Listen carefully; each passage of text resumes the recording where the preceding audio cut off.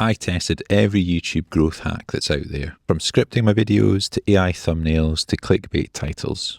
I tried everything. Everything that certain gurus would tell you need to do in order to grow your channel. But the truth is, none of those things actually worked. And in actual fact, it was two really basic principles which helped me move the needle on my channel. In this video, I'll break down what flopped and what actually did well. So I've been doing YouTube for about 6 months now, and as I've said, I've tried lots of different things to try and gain some traction with my channel. So I'm going to break this down into two parts. One is the actual video delivery, so how I film the videos, and the second one is about the titles and the thumbnails of the videos and what's going to actually get people to click on the video. So in terms of delivery, I started off with scripting videos, and the idea behind this was that if I could script my videos, I could actually keep them quite brief and to the point and really keep it value driven. By not scripting videos, I was running the risk of waffling quite a lot, which I do have a habit of doing, and making the videos quite long. The longer the video, the harder it's going to be to get people to actually watch your video for any length of time. It's far easier to get 50% retention on a 7 to 10 minute video than it is on, say, a 17 to 20 minute video. But here was the thing with that. I started to lose the authenticity. I was playing back the videos that I'd recorded when they were scripted, and it just didn't seem like it was me speaking back to myself when I was watching it back. And that's, in my opinion, a big problem, because I want to turn this YouTube channel into a business. And to do that, I need paying customers. And YouTube is the foundation for that. In my view, authenticity is what builds trust. It's that trust that's going to get people to actually put their faith in you and to perhaps become a client of yours in the future. When I started studying the analytics of my channel, I was discovering that actually it was the unscripted videos that, despite not having as good retention, they were the ones that were actually getting the biggest numbers in subscribers. And I put that down to the fact that I was being authentically myself, not trying to read from a script, and people were buying into that because it was just me talking to the camera. I think that, as kind of regular people reading from a script, when I did scripts, I would literally read one sentence. I'd kind of be able to, my mind could just about remember that one sentence. I would read it, I'd have to, and I'd kind of say it out loud, I'd have to read the next one, say that out loud. And the problem with that is that you don't get into any kind of natural flow. Unless you're a professional actor, then actually being able to do that and it come across naturally is going to be difficult. For me, because I'm in this YouTube growth niche, I'm acutely aware of the fact that it comes with more gumption in my sales pitch if I've got a decent number of subscribers myself. So my focus is about trying to grow the channel in terms of subscribers.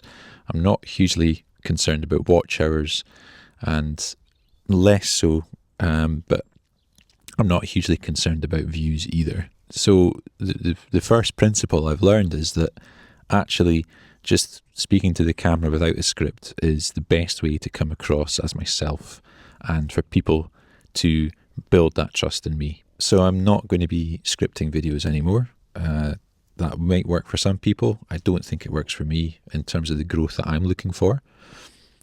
Instead, I'll have bullet points that I want to make sure that I get across and to kind of prompt me in terms of what I want to talk about.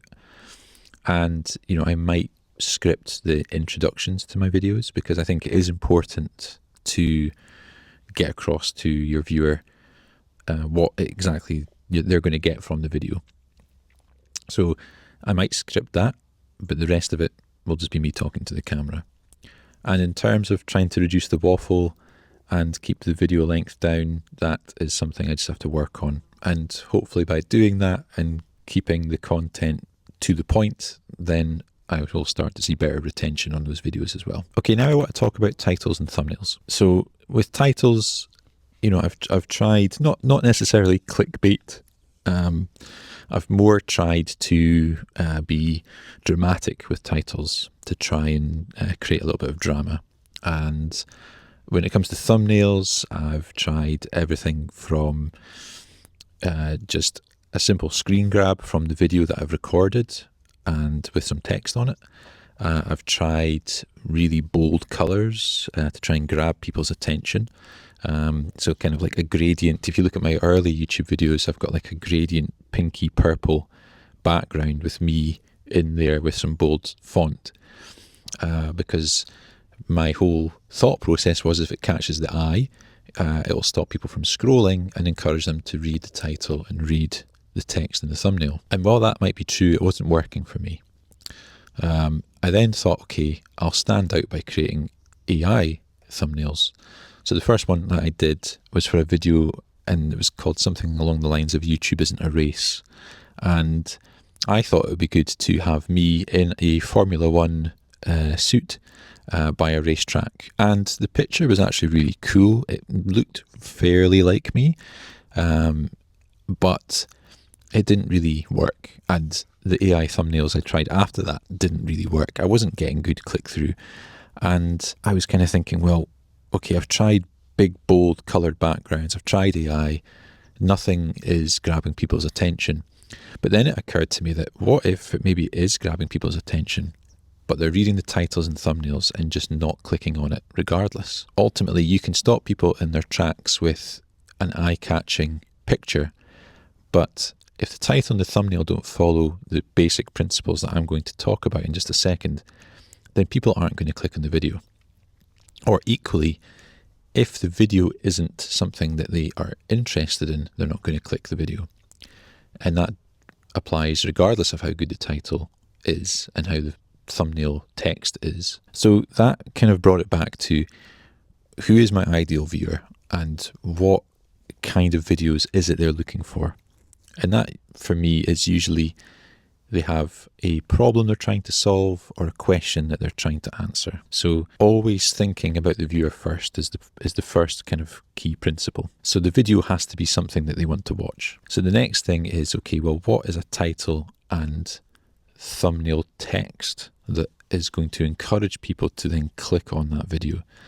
So it might be something they're interested in, but why click on my video as opposed to other people's? Lots of people are making videos on the same topic. So the title and the thumbnail text is what's going to encourage people to click on the video. The principles that I applied, and I'm going to use an example, I'll bring it up on the screen so you can see it. The first video I did that really kind of moved the needle for my channel and saw a spike in subscribers, a spike in views, was a video that I made unscripted, and it was called "My Channel is Failing, Here's How I'm Going to Fix It." And the thumbnail was nothing special whatsoever. It was just a frame from the video of me sat in the woods. It wasn't even that exciting a backdrop. I wasn't conveying any kind of emotion in the image. It was just me sat in the woods. But the font, or sorry, not the font, the text on the thumbnail read, "I messed up." So why do I think that worked? I think that worked because, in my view, the perfect text for a title and the text within the thumbnail is going to give clarity to the viewer of what the video is about. It should also drive enough curiosity that they feel compelled to click on the video, and it should also make clear that there is something they're going to get from watching that video. So if I dissect the title first of all, so my YouTube channel's failing. Okay, it's about a failing YouTube channel, and that will resonate with people because people who are looking for that type of video may feel that their channel is failing, that it's not doing well enough. They're not getting views or they're not getting subscribers, whatever it might be. Here's how I'll fix it.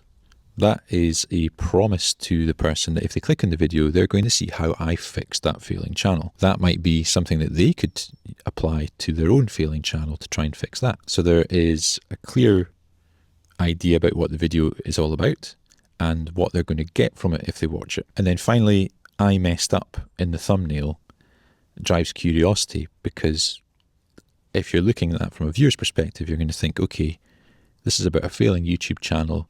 They're going to show me how they fixed it, but how did they mess up in the first place? Why was it failing? Those kind of core principles of a good title and thumbnail, I think, were met in this particular combination. Could I have got more views on that video had the thumbnail image been better? Probably. It's not a great image. It doesn't necessarily stop you in your tracks. If you're scrolling through the browse page on YouTube, you may scroll right past that image.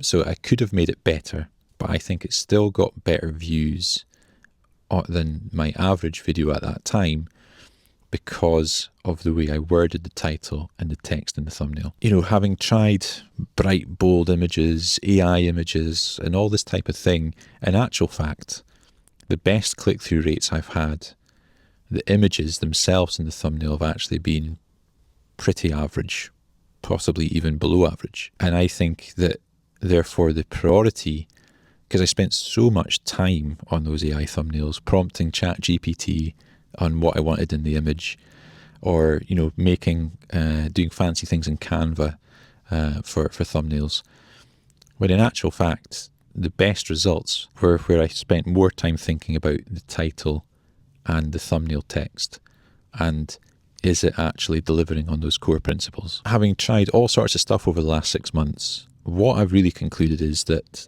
for me anyway, the best results in terms of growing my channel is to achieve more clicks in the videos through really focusing on the title and the thumbnail text, and less so in the image, and being authentic within the actual video, not having it scripted.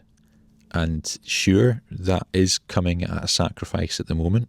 You know, the retention isn't as good because the videos are typically 15 to 20 minutes long. However, they get a larger return in terms of people subscribing to the channel. And to me, that is personally how I see the growth of my channel. That's what I see as being the most important thing right now. I think I can work on the retention by trying to keep the videos shorter and trying not to waffle or repeat myself too much. But for now, I'm okay with the video being a little bit longer and people seeing me for who I am and me authentically being myself.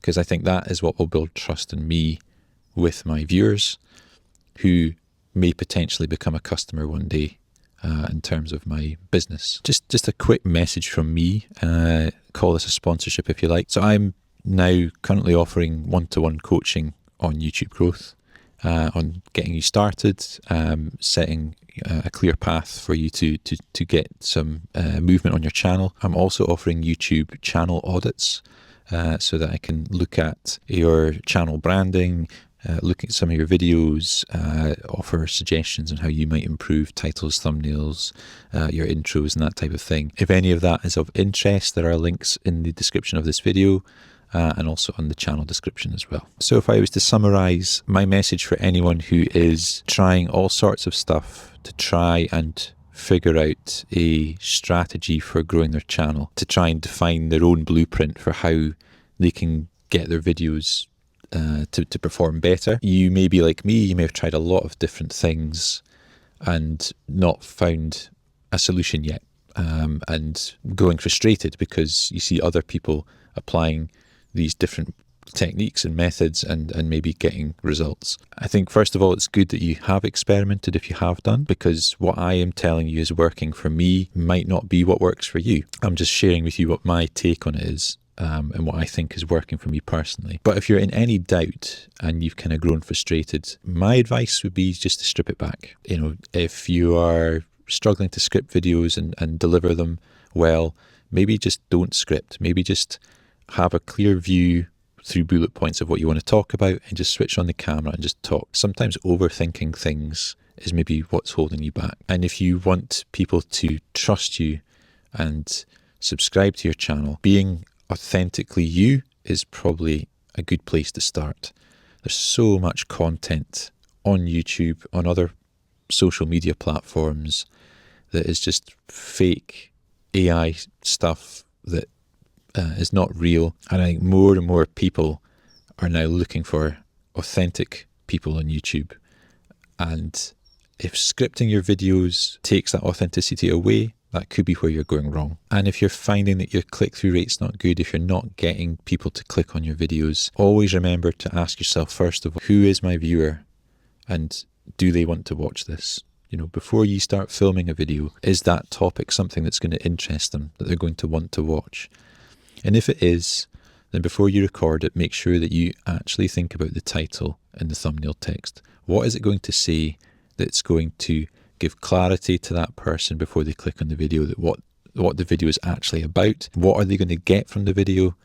And if you can, try and drive some curiosity that is going to make them want to click on your video more than someone else's that's talking about the same thing.